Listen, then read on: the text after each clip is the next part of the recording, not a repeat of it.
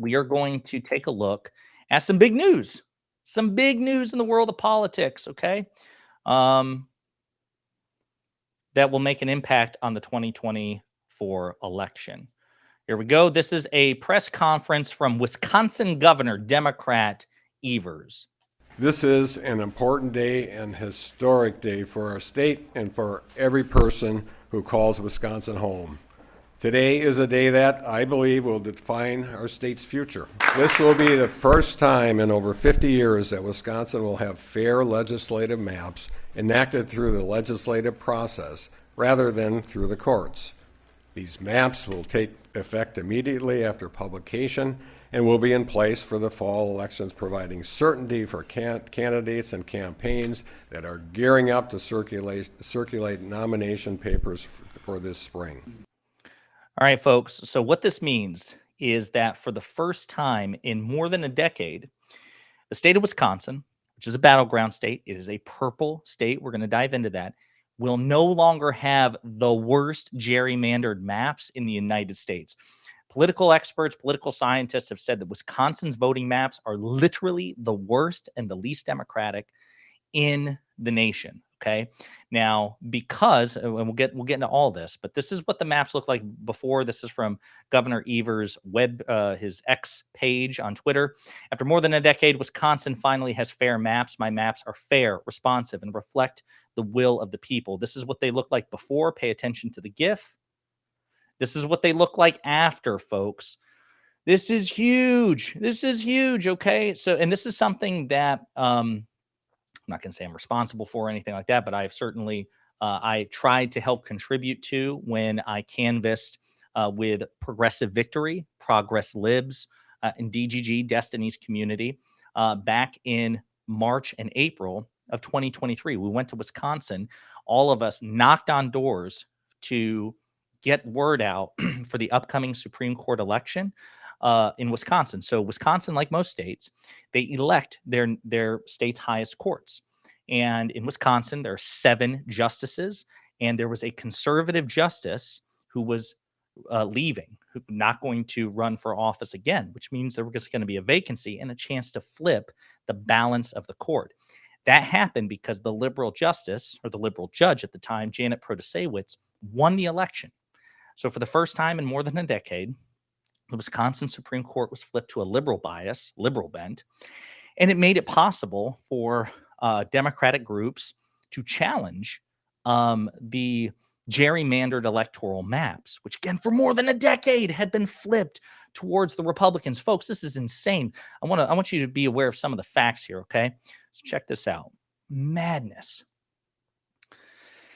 The existing map heavily favored Republicans, who controlled 64 out of 99 seats in the state assembly and 22 out of 33 in the state senate, because it has a bicameral legislature in a battleground state that has seen razor thin margins. 64 out of 99, 22 out of 33. And when I say Wisconsin's a purple state, I mean it. Right now, they have 2 senators. One is a Republican and one is a Democrat. They went for Obama in 2012, Trump in 2016, and Biden in 2020. If you do polling, Pew Research shows this, for every one Republican aligned citizen or resident of Wisconsin, you can find at least one Democrat. And yet that was the margin. And that was because Republicans briefly got the trifecta. They got the governor's mansion, they got control of the state legislature, and they got control of the Supreme Court back in like 2011. And they passed the most ruthlessly gerrymandered maps in the state's history, and really worse than any we've seen throughout the entire country. And it took this long to get that addressed. So a couple of things real quick, because I see chat's blowing up. Let's see.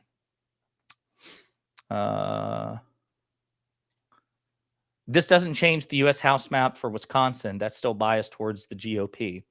I think it will control, or it will change the number of like congressional districts, but it will certainly, I know it will change the internal composition of the state. As a matter of fact, I think they did, there was an analysis done by Milwaukee, a local newspaper in Milwaukee, According to a Milwaukee Journal Sentinel analysis, the new maps have a roughly even split of Democratic and Republican leaning state assembly districts, which will all but guarantee a wave of Democratic gains this fall. They have specific numbers, I recall, from this article. Um, okay, right here. It still even somewhat favors the Republicans. The 99 assembly districts proposed by Evers are about evenly split between Republican and Democratic leaning districts. 45 districts are more Democratic than Republican, and 46 are more Republican than Democratic. That leaves 8 districts that are more likely to be a toss up between Democrats and Republicans. Dude, completely fair, more than fair.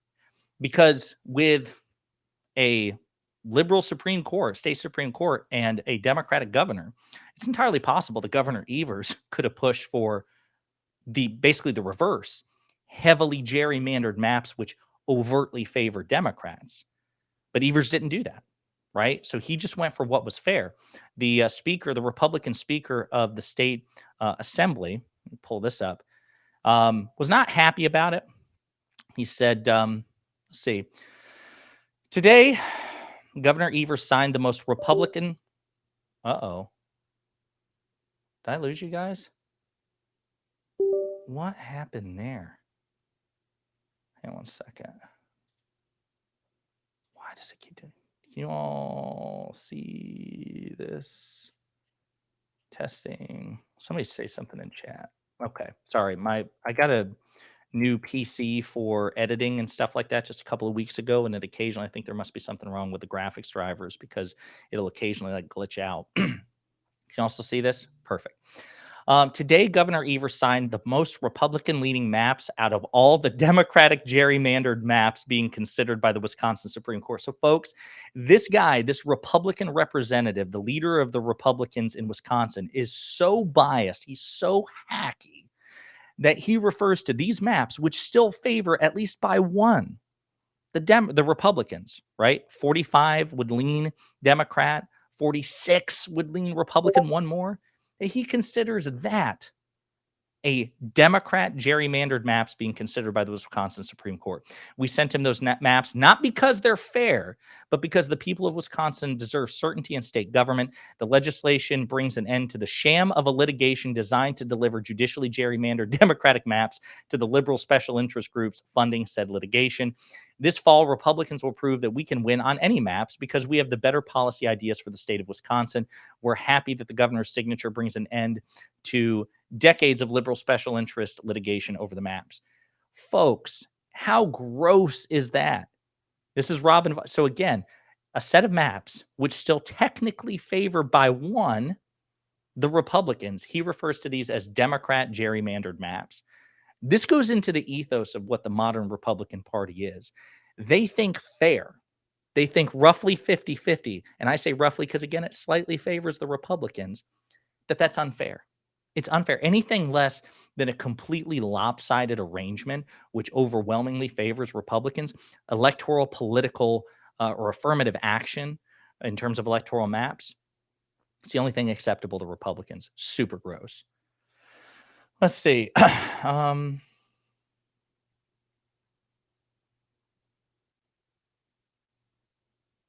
Let's see.